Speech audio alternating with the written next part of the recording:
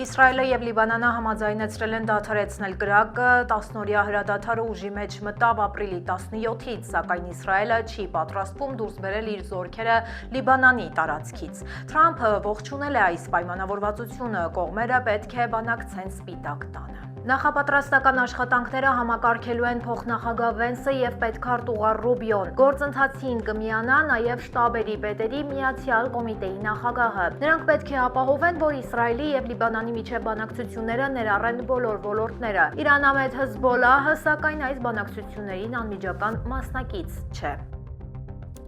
Իրանից այս նորությանը արձագանքել են զգուշավոր լավատեսությամբ, իսկ Լիբանանի բանակի հրամանատարությունը տեղեկությունը հաստատելով հանդերձ երկրի հարավային բնակավայրերի անվտանգության նկատառումներով տարհանված բնակիչներին խորհուրդ է տվել դեռ չվերադառնալ իրենց տները։ Ռմբակոծությանն ու Իսրայելի ցամաքային ներխուժման պատճառով վերջին 6 շաբաթվա ընթացքում Լիբանանի հարավից ավելի քան 1 միլիոն մարդ է տարհանվել դեպի երկրի խորքերը։ Այժմ այն մասին, թե ինչ ենք պատմելու հաջորդիվ։ Իրանը գետնի տակից հանում է հրթիռները, Ամերիկան Հորմուզի նեղուցին է մոտեցնում նոր նավեր։ Ինչու է Թրամփը վստահ, թե խաղաղությունը մոտ է։ Կալիֆոռնիայում կարմրուկի վարակակիրների ռեկորդային թիվ է գրանցվել, ովքեր են վտանգի տակ առաջին հերթին։ Օդերևութաբանները էլ չեն հասցնում կանխատեսել տորնադոները, մեղավորը կարող է լինել Թրամփը։ Հայտնի երգիչը ձերբակալվել է սպանության կասկածանքով սարսափելի գտածո մեքենայի բեռնախցիկում։ Այսքանը թողարկման առաջին հատվածում, երկրորդ հատվածում սպասեք Մանու Հարությունյանի անչափ հետաքրքիր բացահայտումներին ԱՄՆ նահանգի մասին։ Բարև ձեզ, դուք միացել եք Glendale News-ին, ես Լենա Կարապետյանն եմ, եթե ուզում եք աջակցել մեզ, բաժանորդագրվեք մեր ալիքին և իհարկե անպայման լայք եք տեսանյութը, իսկ հիմա անցնենք այսօրվա թեմաներին։ Կալիֆոռնիայում կարմրուկը տարածվում է աննախադեպ արագությամբ։ Այս տարի արձանագրվել է առնվազն 40 հաստատված դեպք։ Սա վերջին 7 տարվա ամենավատ ցուցանիշն է։ Անցյալ տարի գրանցվել էր ընդամենը 25 վարակագիր։ Վարակվածների 95%-ը չի ունեցել պատվաստում։ Հիվանդների 85%-ը 20 տարեկանից ցածր անձինք են։ Մասնագետները զգուշացնում են, կարմրուկը փոխանցվում է օդակաթիլային ճանապարհով, չպատվաստված անձանց 90%-ը վարակվելու մեծ ռիսկ ունի։ Դիմեք բժշկի, եթե պատվաստված չեք, հորդորում են մասնագետները։ Վարակի նշանները հայտնվելու դեպքում անհրաժեշտ է մնալ տանը և խուսափել շփումներից 21 օրվա ընթացքում։ Կարմրուկի ախտանիշներն են ջերմությունը և չբացատրված ցանը։ Այն կարող է հայտնվել շփումից 7-ից 21 օր անց։ Պատվաստումը մնում է պաշտպանության միակ հուսալի միջոցը, ընտանիքներին խորհուրդ է տրվում ստուգել իմունային կարգավիճակը։ Տեղական լուրերին կվերադառնանք քիչ անց, մինչ այդ մի քանի կարևոր թեմա միջազգային լրահոսից։ Թրամփը վստահ է, որ Թեհրանի հետ պայմանավորվածությունը շատ մոտ է։ Եթե այն կայանա, նավթի գները կտրուկ կնվազեն, նշել է նա։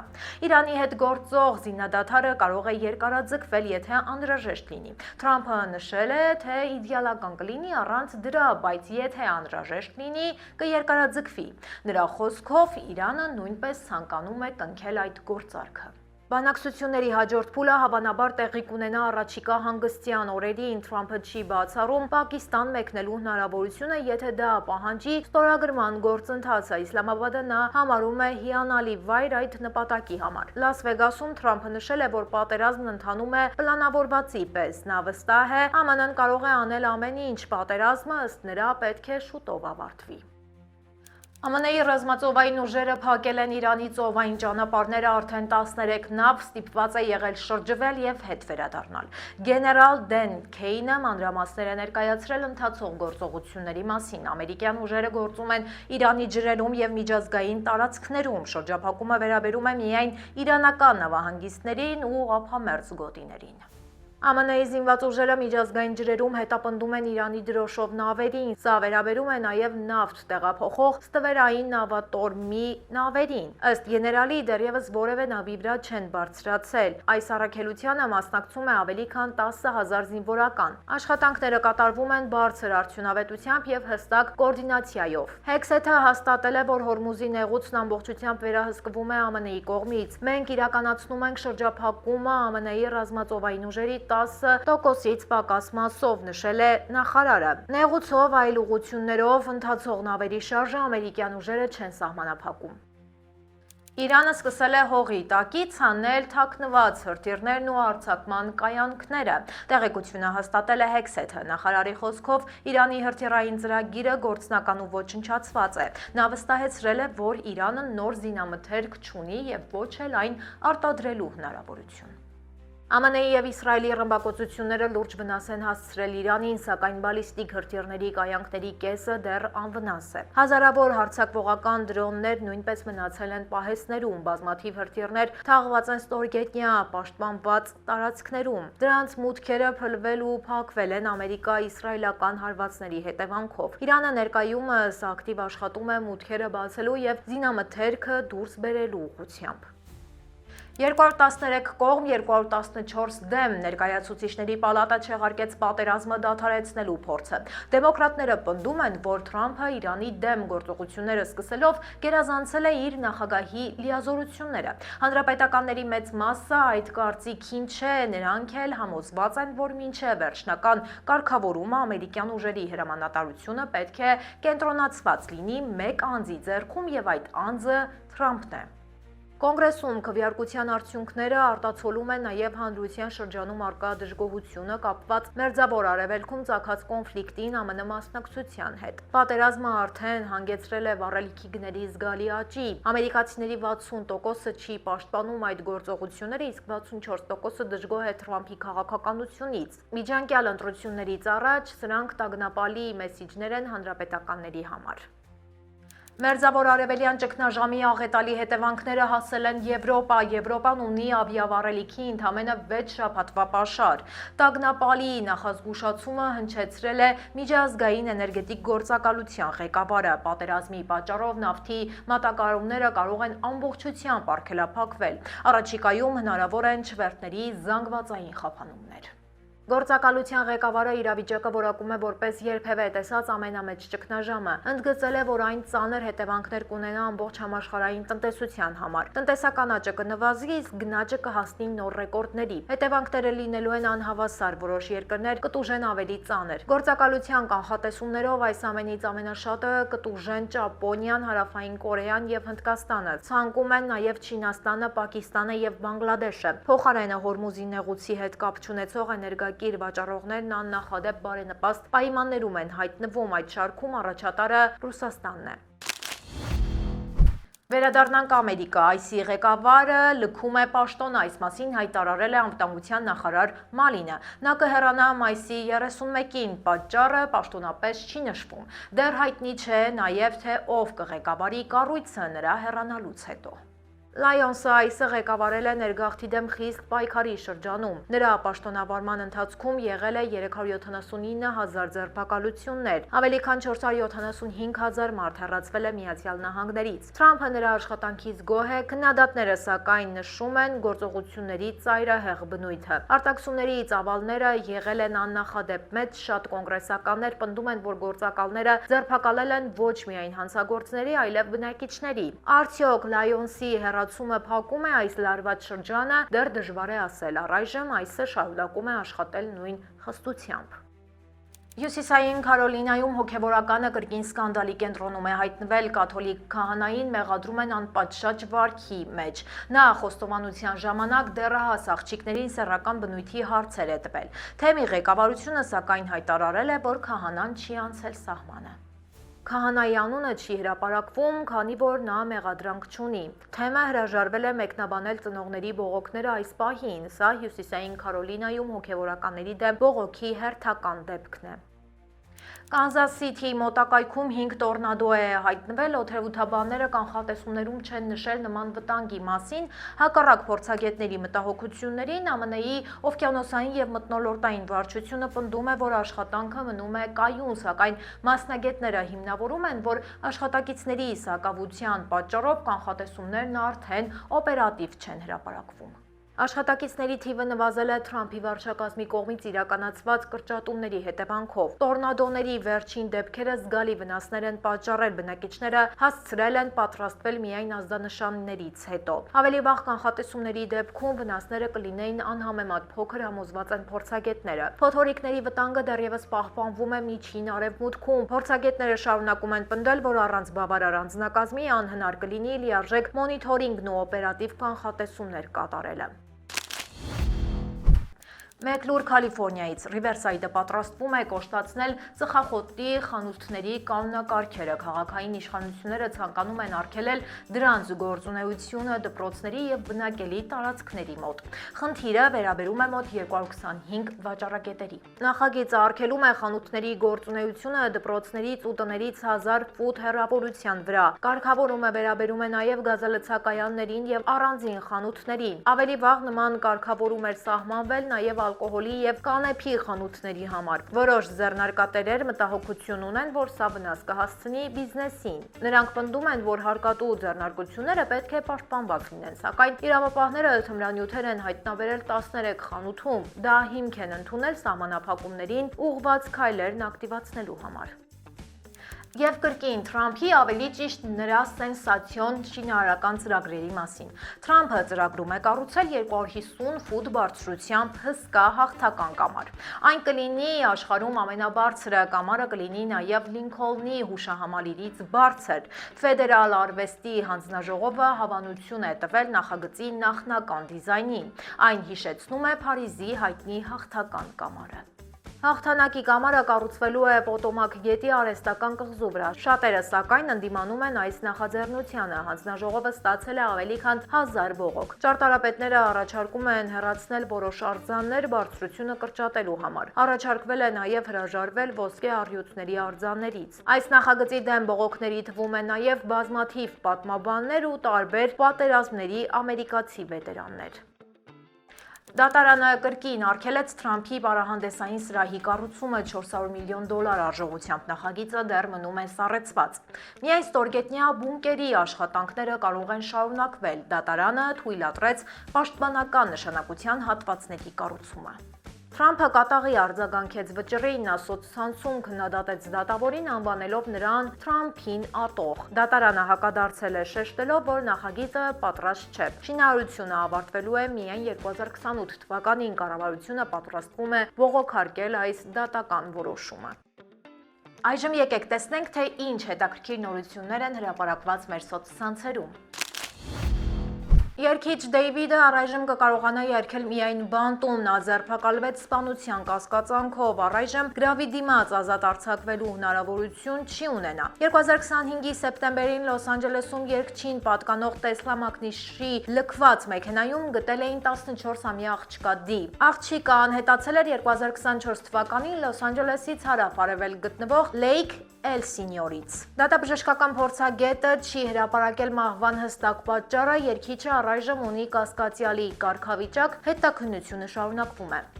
Լոս Անջելեսի 105-րդ մայրուղում հայտնաբերվել է հրազենային վիրավորում ստացած տղամարդ։ Տղամարդը գտնվել է իր ավտոմեքենայի մեջ։ Նա ծայրահեղ ծանր վիճակում տեղափոխվել է հիվանդանոց։ Իրավապահները հետաքննում են կատարվածը որպես ճանապարհային հնարավոր բռնություն։ Մայրուղու մի քանի գոտիներ ժամանակավորապես փակվել են։ Տղամարդու վիճակը գնահատվում է կրիտիկական։ Կալիֆոռնիայի մայրուղային բարեկային ծառայությունը հայտարարել է հատուկ ռեժիմի մասին, դեռ չկա կասկածյալի նկարագրությունը։ Բնակիչներին խորհուրդ է տրվում խուսափել այդ հատվածից, հետաքննությունը շարունակվում է։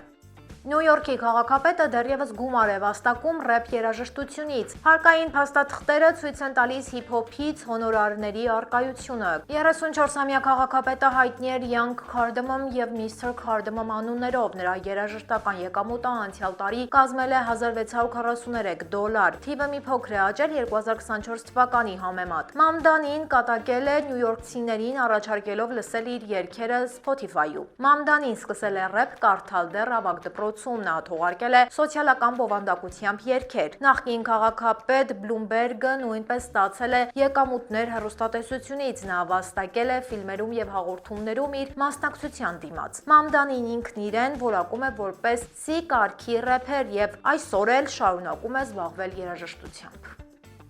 Լրահոսից այսքանն էինք առանձնացրել, թողարկումը կշարունակի իմ գործընկեր Մանու Հարությունյանը, նա պատմելու է Մեն նահանգի մասին, հատկապես մոտեցող ամառային արձակուրդներին ընդառաջ Մանուն ձեզ հաստատ հետաքրքիր գաղափարներ կհուշի, առավել ևս, որ Մենը հանգստի դրախտային պայմաններ ունի։ Բարև ձեզ։ Մենը ԱՄՆ-ի միակ նահանգն է, որը սահմանակից է միայն մեկ այլ նահանգի՝ Նյու Հեմփշիրին։ Այստեղ է գտնվում ամերիկյան ամենաարևելյան կետը Քոդի Հեդը։ Մենը հայտնի է նաև օմարների համաշխարհային մայրաքաղաքի իր ոչ պաշտոնական կոչումով ու էլի մի նախանձելի ցուցանիշ։ Նահանգի տարածքի 90%-ը անտառածածկ է, սա բացառիկ երևույթ է ոչ միայն Ամերիկայի, այլև ամբողջ աշխարհի համար։ Այսքանից բացի այսօր էլի մեկ տասնյակ պատճառներ եմ թվարկելու, թե ինչու արժե այցելել Մեն։ Մենի Ակադիա ազգային պարկը, որը զբաղեցնում է Mount Desert կղզու զգալի մասը, բնության հրաշք է։ Բացօթյա բազմաթիվ զբաղմունքներով արշավի սիրահարները կարող են բարձրանալ Կադիլակ լեռը, արևելյան ափի ամենաբարձր գագաթը։ Այստեղ կան նաև կառքերով ճամփորդելու, հեծանիվ վարելու եւ ձիավարության հիանալի հնարավորություններ։ Ակադիա ազգային պարկը հյուրեր է ընդունում տարվա բոլոր եղանակներին։ Խոհանոցը գրեթե նույնն է մնում, պարզապես հեծանիվների ու կառքերի փոխարեն մեծ ձմռանն այստեղ ձնագնաց ու դահուկներ կառաջարկեն։ Այս ազգային պարկը նաև ծովային արկածներ է առաջարկում, կետեր դիտելու շրջայց, թեթև նավակներով զբոսանքներ, կարճ կամ երկար ուղևորություններ։ Մենի ամենամեծ քաղաքը Պորտլենդը հմտորեն միավորում է պատմությունը, մշակույթը եւ ծաղկող խոհարարական միջավայրը։ Քաղաքի հետ ծանոթությունը սկսեք հին նավահանգստից, իսկ հետո սալահատակ փողոցներով շարժվեք դեպի աշխույժ կենտրոնը կարմիր աղյուսե շենքերով, բազմաթիվ բուտիկներով ու պատկերասրահներով։ Այստեղ կգտնեք ամեն ինչ՝ տեղական արհեստավորների արտադրանքից մինչև բրենդների նմուշներ։ Պորտլենդը նաև պատմական հետաքրքիր անցյալ ունի, այն դուր կգա հատկապես ծովային պատմության սիրահարներին։ Եթե նրանց թվում եք, անպայման այցելեք Portland Headlight-ը, նշանավոր փարոսը։ Անգլիական դասական ճարտարապետությամբ այն կառուցվել է 18-րդ դարի վերջերին։ Արվեստի սիրահարների համար Պորտլենդի արվեստի թանգարանը ներկայացնում է ամերիկյան, եվրոպական եւ ժամանակակից արվեստի տպավորիչ հավաքածու։ Իսկ եթե սիրում եք գաղտնիքներ բացահայտել, գնացեք կրիպտոզոոլոգիայի միջազգային թանգարանը, այն նվիրված է անհավանական ու գրեթե անհայտ կենդանիների ուսումնասիրությանը։ Պորտլենդի կարևոր գրավչություններից մեկն էլ նրա խոհանոցն է, այն այստեղ հարուստ է բազմազան, ամեն ճաշակի ու ամեն գրպանի համար։ Եթե որոշել եք Մեն այցելել, ապա իմացեք, որ այնտեղ հնարավորություն կունենաք ոչ միայն օմար ճաշակել, այլև օմար որսալ։ Այո, օմարների արդյունաբերության սրտում զբոսանքն ու բուն որսին մասնակցելը Մենի զբոսաշրջային գլխավոր առանձնահատկություններից մեկն է մնում։ Շատերը Մեն այցելում են հենց այդ նպատակով։